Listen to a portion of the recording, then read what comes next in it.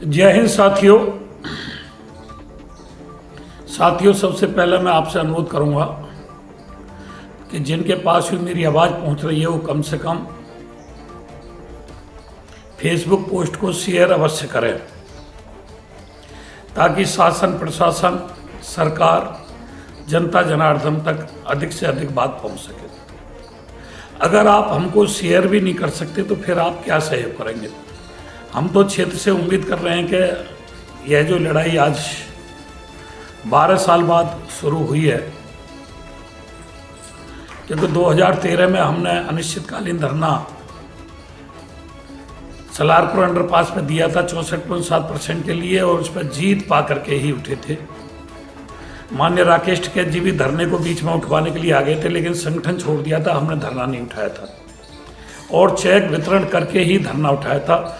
इसी प्रकार आज 40 दिन पूरे हो गए हैं, 41वां दिन चल रहा है। ग्राम रोनिया पर यमुना अथॉरिटी की मांगों को लेकर के धरना चल रहा है। तो आप कम से कम शेयर तो कर ही सकते हैं, ज़्यादा भी सहयोग नहीं कर सकते। तो राकेश सिंह जो सीईओ हैं, उन्होंने जब हमने धरना शुरू किया था तो उन्होंने कहा था, मास्टर जी 56 संगठन हैं, सबकी अलग अलग मांग है, किस किस की मांग को पूरा करें। उसके बाद 2-4 संगठन और बन गए, 5-6 संगठन तो मेरे गांव रोनिजा में ही हैं। राष्ट्रीय अध्यक्षों की कमी नहीं है, और जितनी राष्ट्रीय अध्यक्ष बनते जा रहे हैं उतनी किसानों की मांगों को अनदेखी शासन प्रशासन करता जा रहा है। तो आम जनता जनार्दन तो सहयोग कर ही सकती है, अगर राष्ट्रीय अध्यक्ष सहयोग नहीं करते हैं तो। क्योंकि राष्ट्रीय अध्यक्ष तो आज रोज एक नया राष्ट्रीय अध्यक्ष कहीं ना कहीं से आ जाता है। शासन प्रशासन की और सरकार की भी कमी नहीं है।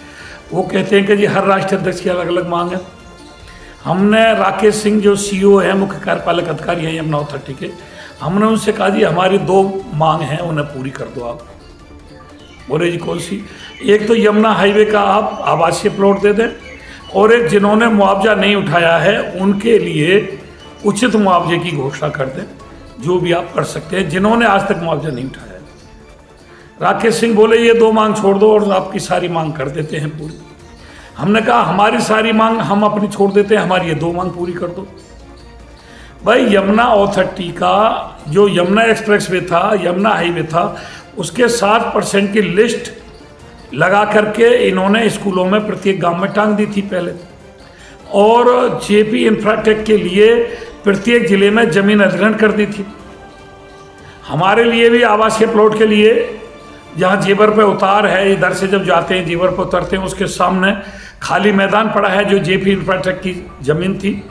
आज सुरक्षा आ गई है, तो उसमें हमारे आवासीय प्लॉट लगा दे। प्राधिकरण का क्या जाता है, विकास शुल्क तो ये हमसे लेते ही हैं। और यहाँ तक की बात है, जमीन सुरक्षा की है, ये तो हमसे जमीन का पैसा भी ले लेते हैं। जिस रेट से हमने मुआवजा उठाया उसका पैसा भी वापस ले लेते हैं। 10% प्लॉट का देते हैं, 7% पैसा लेते हैं, 10% और विकास शुल्क लेते हैं।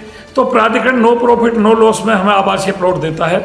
जमीन हमारी रिजर्व है जेवर टोल के पास, खाली मैदान पड़ा हुआ है, उसमें हमारे प्लॉट लगा दें। अलीगढ़ में जमीन पड़ी है टप्पल पे, मथुरा में जमीन पड़ी है, आगरे में जमीन पड़ी है, 4 जिलों में जमीन पड़ी है।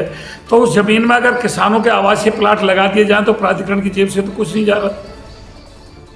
लेकिन साथियों, कुछ क्षेत्रवासियों की कमी है, मेरे किसान साथियों की कमी है, जिन्होंने मुआवजा आज तक नहीं उठाया, चाहे किसी भी विवाद के कारण नहीं उठाया है। वह भी फेसबुक लाइव को शेयर नहीं करते हैं, वो भी धरने पे नहीं आते हैं, ना तन से संग है, ना मन से संग है, ना धन से संग है। और जो यमुना हाईवे के किसान हैं वो भी तन मन धन से साथ नहीं है। तो ये सारी रिपोर्ट एलआई के माध्यम से शासन प्रशासन को जाती है। अरे भाई साथियों, अगर फेसबुक लाइव को शेयर कर दो तो प्राधिकरण से हम जीत की तरफ बढ़ रहे हैं, कुछ ना कुछ लेकर के उठेंगे। और आपके ये जो धरना चला है, वार पार की कुश्ती है, इसमें कुछ ना कुछ होगा, लेकिन आपके सहयोग की जरूरत है। भले ही वो 56 राष्ट्रीय अध्यक्ष जो हैं वो हमारा सहयोग ना करें, हो सकता है दफ्तरों में जाकर के हमारी बुराई कर रहे हों, लेकिन आम जनता जनार्दन, आम किसान तो हमारा सहयोग कर सकता है। थोड़ा कहना ज़्यादा समझना।